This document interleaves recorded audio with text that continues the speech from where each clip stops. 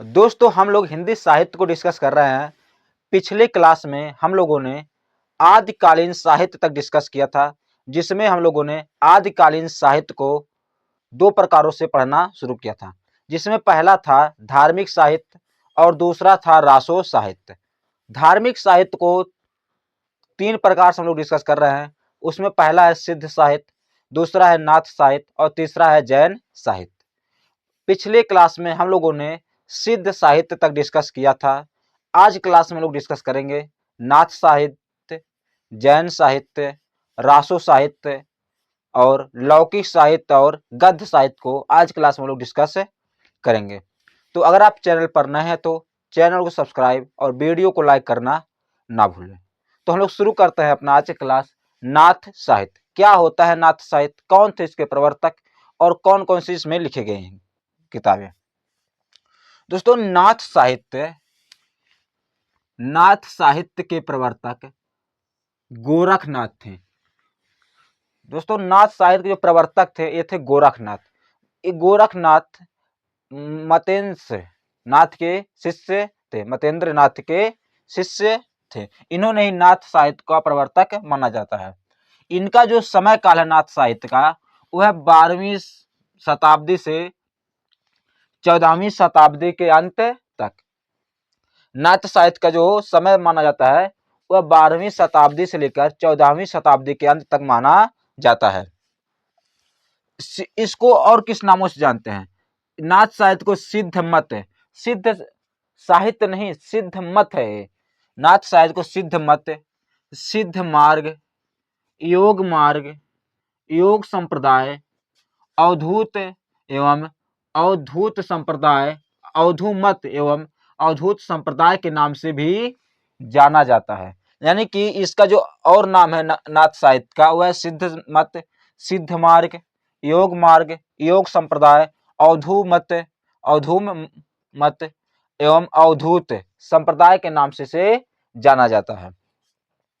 मिस्र बंधुओं द्वारा गोरखनाथ को हिंदी का प्रथम गद्य लेखक माना जाए। जो मिस्र बंधु थे 3 लोग, उन्होंने गोरखनाथ को हिंदी का प्रथम गद्य लेखक माना था। नाथ जो थे वे ईश्वरवादी थे। इसके पहले हम लोगों ने पढ़ा सिद्ध साहित्य को। जो सिद्ध लोग थे वह बौद्ध धर्म के वज्रयान शाखा से थे। ये लोग ईश्वर में विश्वास नहीं रखते थे, इसलिए उन्हें क्या निस्वरवादी कहा गया था, यानी कि जो ईश्वर में विश्वास नहीं रखते हैं। लेकिन ये नाथ लोग थे, ये लोग ईश्वर में विश्वास रखते हैं, इसलिए इन्हें ईश्वरवादी कहा जाता है। नाथों की जो कुल संख्या थी यह 9 मानी गई है। नाथों के कुल संख्या 9 मानी गई है, जिसमें पहले हैं नागार्जुन, जड़ भरत, हरिश्चंद्र, सत्यनाथ, भीमनाथ, गोरक्षनाथ, चरपटनाथ, जालंधरनाथ और मलयनाथ। इन 9 नाथ की संख्या है। नाथों की संख्या 9 है, जिनमें ये लोग हैं नागार्जुन, जड़मत, हरिश्चंद्र, सत्यनाथ, भीमनाथ, गोरक्षनाथ, चरपटनाथ, जालंधरनाथ और मलयनाथ हैं। इस साहित्य में भगवान शिव की उपासना विशेष रूप से मिलती है। जो नाथ साहित्य है इसमें भगवान शिव की जो क्या उपासना यानी कि पूजा अर्चना इनकी विशेष रूप से मिलती है। इस साहित्य में इनका रूखापन और गृहस्थ के प्रति अनादर का भाव, यानी कि जो लोग गृहस्थ थे, जो अपने घरेलू जीवन जीते थे, यानी कि घर परिवार के जीवन जीते थे, और इनका क्या रूखापन था लोगों के प्रति।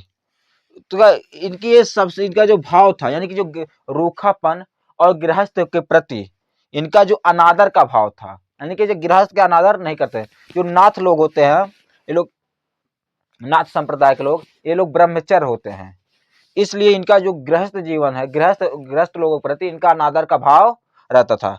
यह नाथ साहित्य की सबसे बड़ी कमजोरी मानी जाती है, यानी कि इनका रूखापन और गृहस्थ लोगों के प्रति जो अनादर का भाव था इनके मन में, इस साहित्य यानी कि नाथ साहित्य का सबसे बड़ी कमजोरी यही माना जाता है। इस साहित्य से हठ योग का उपदेश प्राप्त होता है, यानी कि हठ उपयोग का मतलब होता है मन, प्राण, शुक्र, वाक्य और कुंडलिनी, इन पांचों को संयम में रखना, यानी कि अपने मन को, अपने प्राण को, अपने शुक्र को, अपने वाक यानी कि अपने बोल चाल को और अपनी कुंडलिनी की, अपनी कुंडली की क्या संयम में रखना, इन सबको संयम में रखना, इन पांचों चीजों को ही हठ योग माना जाता है। यह था नाथ संप्रदाय, यानी कि नाथ साहित्य। हम लोगों ने सिद्ध साहित्य पढ़ा और नाथ साहित्य। इसका आप स्क्रीनशॉट लीजिए। फिर हम लोग पढ़ते हैं जैन साहित्य के बारे में।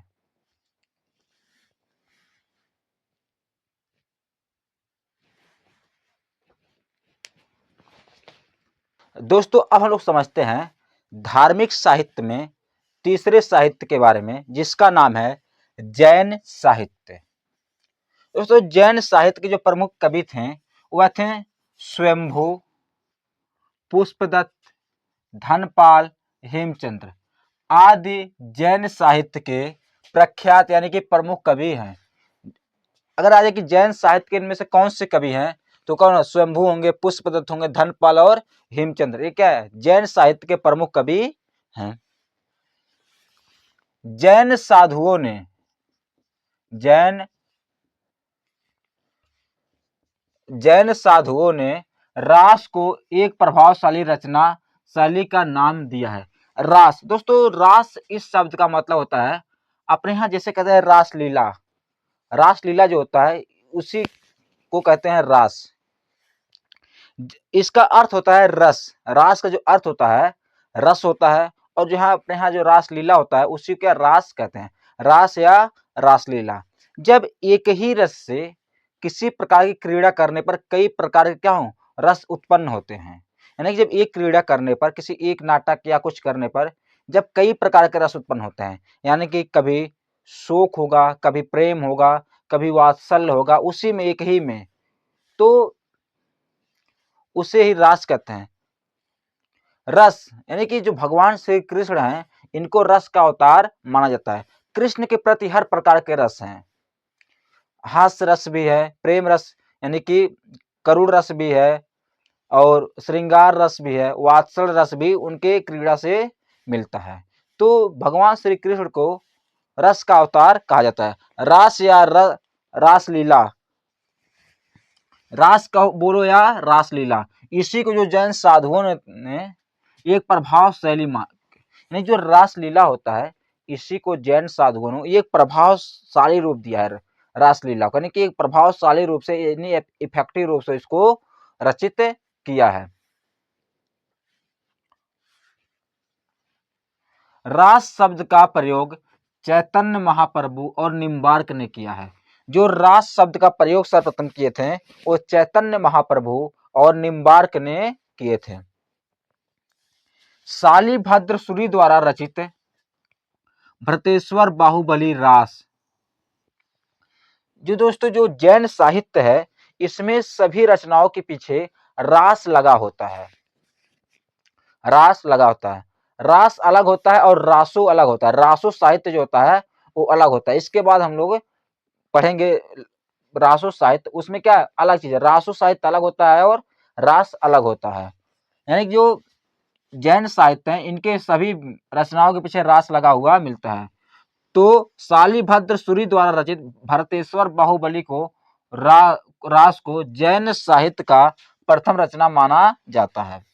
यानी कि भरतेश्वर बाहुबली है प्रथम रचना, भरतेश्वर बाहुबली, और प्रथम कवि शालिभद्र सूरी को माना जाता है। जैन साहित्य में शांत रस की प्रधानता मिलती है, यानी कि जो जैन साहित्य है इनमें शांत रस की प्रधानता मिलते हैं। जो जैन लोग होते हैं ये भी बहुत शांत लोग होते हैं, ये एकदम अहिंसावादी होते हैं, यानी कि हिंसा से इनका दूर दूर तक रिश्ता नहीं होता है।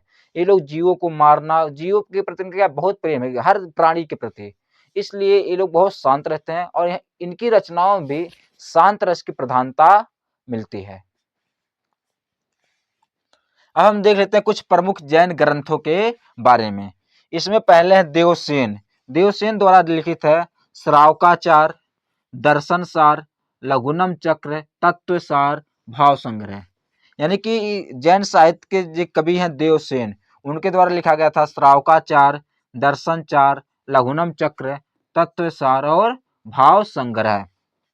फिर आते हैं हरिभद्र सूरी। हरिभद्र सूरी ने लिखा था नेमिनाथ चरियु। नेमिनाथ चरयू इनकी रचना है हरिभद्र सूरी की। हरि ने ये याद रखिए, नेमिनाथ। आसगु लिखे थे चंदन वाला रास, जो असगु लिखे थे लिखे थे चंदन वाला रास। विनय चंद्र सूरी लिखे थे नेमिनाथ चौपऊ। जिन धर्म सूरी लिखे थे स्थूली भद्र रास। शालीभद्र सूरी लिखे थे प्रतेश्वर बाहुबली रास। एक बार फिर देखते हैं, देवसेन श्रावकाचार दर्शन सार लघुनम चक्र तत्वसार और भाव संग्रह। हरिभद्र सूरी नेमिनाथ चरयू। असगु लिखे थे चंदन वाला। विनय चंद्र सूरी लिखे थे नेमिनाथ चौपऊ। जिन धर्म सूरी लिखे थे स्थूलीभद्र रास। शालीभद्र सूरी लिखे थे भरतेश्वर बाहुबली रास। तो दोस्तों यहाँ पर समाप्त होता है आदिकालीन। दोस्तों हम लोग आदिकालीन साहित्य पढ़ा। आदिकालीन साहित्य को दो भागों में बांटे। पहला था धार्मिक साहित्य और दूसरा था रासो साहित्य। धार्मिक साहित्य में 3 साहित्य आते हैं, सिद्ध साहित्य, नाथ साहित्य और जैन साहित्य। तो हम लोगों ने धार्मिक साहित्य को पढ़ लिया। अब हम लोग पढ़ते हैं रासो साहित्य। फिर हम लोग पढ़ेंगे लौकिक साहित्य और गद्य साहित्य के बारे में पढ़ेंगे। इसका इसमें शॉर्ट है, फिर हम लोग आगे बढ़ते हैं। दोस्तों अब हम लोग जानते हैं रासो साहित्य के बारे में। दोस्तों ये जो रासो साहित्य है यह चारण कवियों द्वारा लिखा गया था। चारण एक जाति होता है जो भारतीय उपमहाद्वीप के राजस्थान, पाकिस्तान का सिंध, पाकिस्तान का बलूचिस्तान, हरियाणा, मध्य प्रदेश और महाराष्ट्र जैसे इलाकों में लोग पाए जाते थे। इनका काम था राजाओं की प्रशंसा करना। जो उस समय के राजा थे उनका क्या करना, प्रशंसा करना। जो लोग उनकी वीरता को लिखना, ये लोग उनके पेड कवि होते थे। यानी कि ये लोग राजाओं के यहाँ रहते थे, राजाओं के दरबारी कवि हुआ करते थे और राजाओं की प्रशंसा में लोग लिखते थे। उसके बदले में राजा लोग इनको भरपूर धन देते थे। राजाओं की प्रेम कहानियां, राजाओं के युद्ध के बारे में, वहाँ जबकि ये लोग युद्ध क्षेत्र में भी जाते थे, वहां पर जाकर राजाओं के युद्ध कौशलों की क्या बढ़ा चढ़ाकर वर्णन करते थे। और राजाओं की जो प्रेम कहानियां होती थी उसको ये लोग बढ़ा चढ़ाकर लिखते थे। इनका यही काम था चारण कवियों का। चारण एक जाति होती है। दोस्तों जो रासो साहित्य होता है इसमें वीर रस और श्रृंगार रस की बहुलता पाई जाती है। वीर रस की इसलिए क्योंकि ये लोग जो चारण कवि थे ये राजाओं की वीरता के बारे में क्या करते, वर्णन करते थे। और श्रृंगार रस इसलिए पाया जाता था क्योंकि ये लोग राजाओं के प्रेम कहानियों का भी वर्णन करते थे। रासो साहित्य इसकी रचना चारण कवियों द्वारा की गई थी। चारण कवि क्या एक जाति होती है, चारण कवि। यह सामंती समाज का उपज है। सामंती समाज का मतलब दोस्तों ऐसे जो बड़े समाज होते हैं, जो राजाओं महाराजाओं का समाज होता है उसे सामंती समाज कहा जाता है। इसलिए रासो साहित्य के कथानक की बनावट सामंतों के अनुकूल है। दोस्तों ये जो क्या है रासो साहित्य है ये सामंती का क्या उपज है, सामंती समाज का एक उपज है, राजाओं महाराजाओं का उपज है रासो साहित्य। इसलिए रासो साहित्य में का जो कथानक है यानी कि जो रासो साहित्य की जो स्टोरियां हैं वह राजाओं के अनुकूल है, यानी कि राजाओं के हिसाब से कहानियां लिखी गई थी। क्योंकि ये लोग पेड़ कवि हुआ करते थे, जो चारण लोग थे पैसों पर लिखते हैं कि उनके दरबार में रहकर उनके धन दौलत वो लोग पाते थे और वो लोग लिखते थे। तो उनकी बुराई ये लोग नहीं लिखते थे बल्कि लोग उसकी बड़ाइयों को बढ़ा चढ़ाकर लिखते थे। इसलिए ये जो रासो साहित्य है राजाओं यानी कि सामंतों के अनुकूल है। रासो साहित्य में युद्ध और प्रेम का वर्णन है। ये जो रासो साहित्य है इसमें युद्ध और प्रेम का वर्णन किया जाता है। रासो साहित्य में वीर रस एवं श्रृंगार रस की प्रधानता है। जो रासो साहित्य है इसमें वीर रस और श्रृंगार, जहाँ युद्ध की बातें होती है वहां पर वीर रस हो ही जाती है और जहां पर प्रेम की बात होती है वहां पर श्रृंगार रस होता है। रासो साहित्य में डिंगल एवं पिंगल शैली का प्रयोग किया जाता है। रासो साहित्य में क्या इसमें डिंगल और पिंगल शैली का प्रयोग किया जाता था। इसमें रासो साहित्य जो प्रमुख ग्रंथ हैं इसमें पहले है नरपति नाल है, यानी कि इसके नरपति नाल एक कवि हैं, एक कवि है, इधर रचना है। कभी है नरपथिनाल, इन्होंने लिखा बिसल देव रासो। नर को क्या करो 20 दो, नर में क्या होता है 20, इससे याद करें नहीं नर 20, यानी कि नरपतिनाल बिसल देव रासो इनकी रचना है। चंद्र बरदाई का रचना है पृथ्वीराज रासो, एक राजा थे पृथ्वीराज रासो, उनके दरबारी कवि थे चंद्र बरदाई, ये उनके बारे में लिखते थे। दोस्तों इस चंद्र बरदाई को पृथ्वीराज रासो इसलिए याद किया जा सकता है क्योंकि पृथ्वीराज के एक दोस्त थे जिनका नाम था जयचंद, और पृथ्वीराज चौहान ने जयचंद की बहन क्या किया था, उसके प्रेम में उसको उठा लाए थे, इसलिए याद कर सकते हैं कि पृथ्वीराज किसके बहन को उठाया था, जयचंद को। जयचंद से आ जाएगा चंद्र बरदाई। जगनिक, जगनिक क्या परमाल रासो, यानी कि जब जगोगे तभी परम सुख मिलेगा, जब जगो क्या होगा तभी परम सुख मिलेगा, तो इसलिए क्या जगनिक से परमाल रासो। दलपति विजय, जिसके इनका रचना है खुमान रासो, खुमान यानी कि जिसके पास दल होगा, यानी कि लोगों का समूह होगा, उसी के पास क्या होगा गुमान होगा, यानी कि उसके पास घमंड होगा, यानी कि गुमान होगा। तो दल से हम याद करें क्या खुमान रासो, दल से खुमान रासो। और नल सिंह, नल सिंह क्या है विजयपाल रासो, नल यानी कि नल से क्या करेंगे हम नल, नल से हम लोग करेंगे नल। और गदर फिल्म में पाकिस्तान में सनी देओल ने नल से ही विजय पाया था, नल उखाड़ कर मारा तभी क्या विजय पाया था, तो नल सिंह से हम याद कर लेंगे विजयपाल रासो। सांगधर, सांगधर से हमीर, हमीर रासो। जब सांग, सांगधर यानी कि जो सांग, बचपन में सांग कौन सुनाता है मम्मी, तो उसे क्या कहेंगे हम्मी, मम्मी को हम्मी बना देंगे यहाँ पर, तो क्या है सांगधर से हमीर रासो। भट्ट केदार, भट्ट केदार से जयचंद्र प्रकाश, भट्ट यानी कि भट्टी, भट्टी में क्या होता है प्रकाश होता है, भट्टी में प्रकाश होता है, तो वहां से याद कर लेंगे हम लोग जयचंद प्रकाश। मधुकर, मधुकर में क्या जय मयंक जस चित्त, यानी मधुकर, मधु में क्या जस यानी कि रस, क्या हो जाएगा जय मयंक जस चंद्रिका, यानी कि नरपत नाल का हो जाएगा बिसल देव रासो, चंद्र बरदाई का हो जाएगा पृथ्वीराज रासो, जगनिक का हो जाएगा परमाल रासो, दलपत विजय का हो जाएगा खुमान रासो, नल सिंह का हो जाएगा विजय पाल रासो, सांगधर से हो जाएगा हमीर रासो, भट्ट से हो जाएगा जयचंद्र प्रकाश, मधुकर से हो जाएगा जस मयंक जस चंद्रिका। तो यह रासो साहित्य। इसके बाद हम लोग पढ़ते हैं जो थोड़ा थोड़ा साहित्य लिखे गए थे, इनके अलावा आदिकाल में वो थे थोड़े से लौकिक साहित्य और गद्य साहित्य। तो इसका आप स्क्रीनशॉट लीजिए, फिर हम लोग पढ़ते हैं लौकिक साहित्य और गद्य साहित्य के बारे में। दोस्तों अब हम लोग समझते हैं लौकिक साहित्य और गद्य साहित्य के बारे में। क्या होता है लौकिक साहित्य? दोस्तों लौकिक साहित्य के अंतर्गत उन रचनाओं को रखा जाता है जो उपलब्ध तो है रचनाएं, और जो रचे हैं इनके इनके जो प्रणेता हैं इनके बारे में भी जानकारी उपलब्ध है, लेकिन इनके इसको किस काल में लिखा गया, इसका क्या पाठ है, और इसकी इसकी तिथि क्या है, यानी कि इसका पाठ क्या है, इसकी तिथि क्या है, इसका काल क्या है, इसके बारे में संदेह होता है, यानी कि इसके बारे में जानकारी उपलब्ध नहीं होती है, इसलिए इसे संदिग्ध साहित्य भी कहते हैं।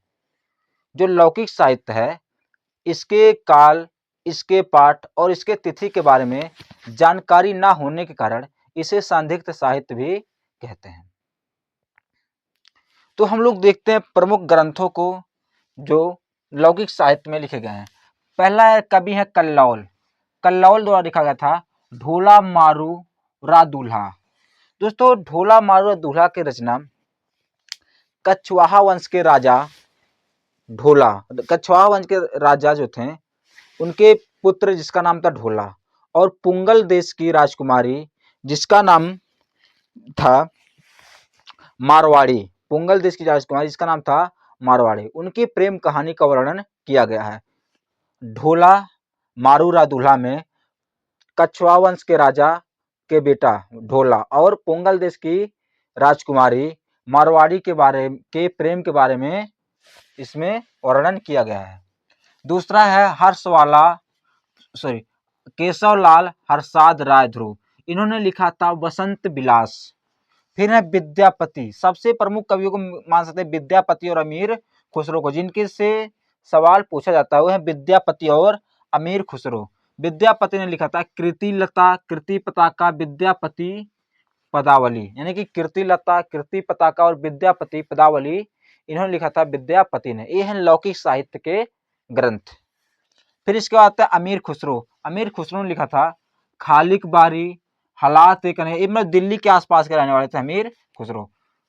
खालिक बारी, हालात कन्हैया, नजराना ये हिंदी और पहेलियां, ये रचनाएं थी अमीर खुसरो की। फिर इसके बाद आता है आदिकालीन गद्य साहित्य। दोस्तों ये इनके बारे में मतलब बहुत कम उपलब्ध है, इसलिए इनको अलग से पढ़ते हैं हम लोग। आदिकालीन साहित्य से अतिरिक्त होगा, ये लोग ये आदिकाल के ही रचनाएं हैं, लेकिन इसको क्या हम लोग थोड़ा अलग से पढ़ते हैं। आदिकालीन गद्य साहित्य।